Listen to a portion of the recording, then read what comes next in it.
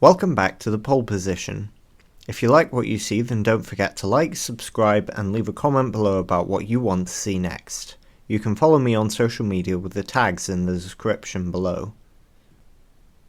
The Senate is the upper chamber of the United States Congress and acts as a second layer of checks to enable a greater balance of power within the legislative branch of the US government.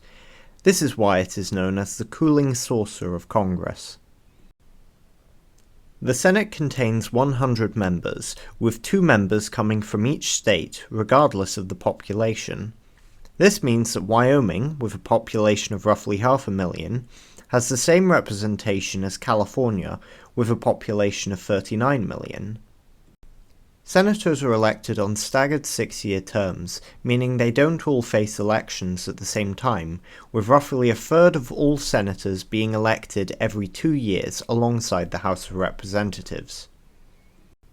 Currently, the Senate is controlled by the Democrats, with 51 seats to the Republicans' 49 seats, and has certainly seen its own difficulties over the last 2 years. The Democrat majority has seen a fair share of infighting, with some like Kristen Sinema of Arizona and Joe Manchin of West Virginia actually leaving the Democrats to sit as independents, accusing the party of shifting too far left, although they do still sit under the Democratic whip during votes. Meanwhile, the more left-wing elements of the party have shown frustration over some concessions given to Republicans in order to pass bills in both houses. Senate Republicans have had their own issues, with the moderate and hardline sides of the party clashing over issues from immigration to the former President Donald Trump.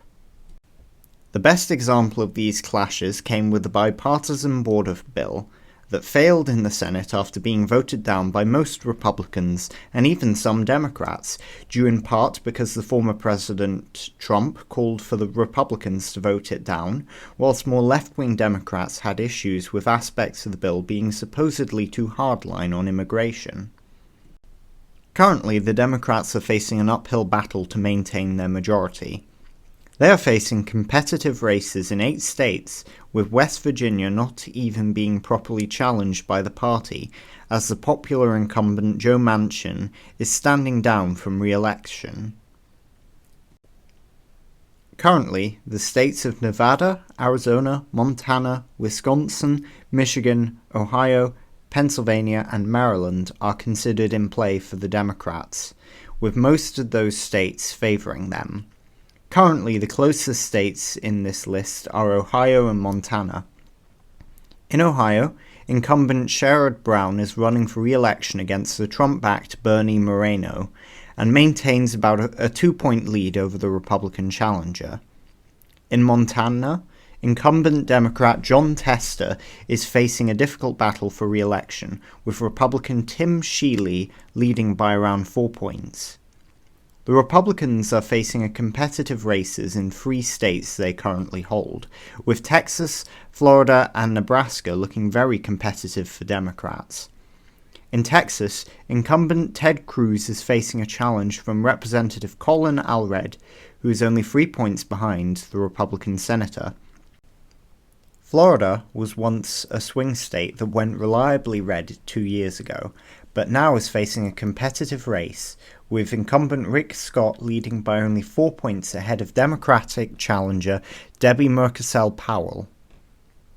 The most surprising of the 3 is Nebraska, with Deb Fischer facing an unexpected challenge from independent candidate Dan Osborne, who trails by only 2 points and has actually led Fischer in 3 recent polls, although 2 of those were commissioned by his campaign.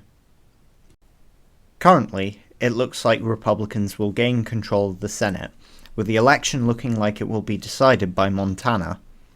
The Republicans are all but certain to win West Virginia, which would bring the Senate to a 50-50 split, which means that either party could win control provided they win the presidency, as the vice president acts as the tie-break vote.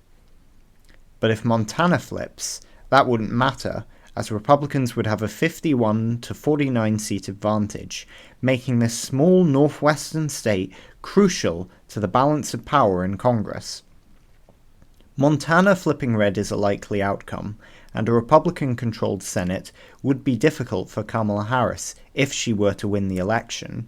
Equally, if Trump were to win, it would certainly make passing legislation much easier. The most interesting scenario would be a split Congress, with the House going to the Democrats and the Senate going to Republicans, which would make either a Trump or Harris administration seek compromise with the other side if they hope to pass any significant legislation. Currently, the Senate could go either way, and as I've said before, I will not be making predictions for any race this far out. If you want to see my predictions for the Senate and presidential elections, then be sure to subscribe and follow me on social media with the tags in the description below. Thank you for watching. Don't forget to like, share, and comment below. As always, have a great day, and I'll see you next time.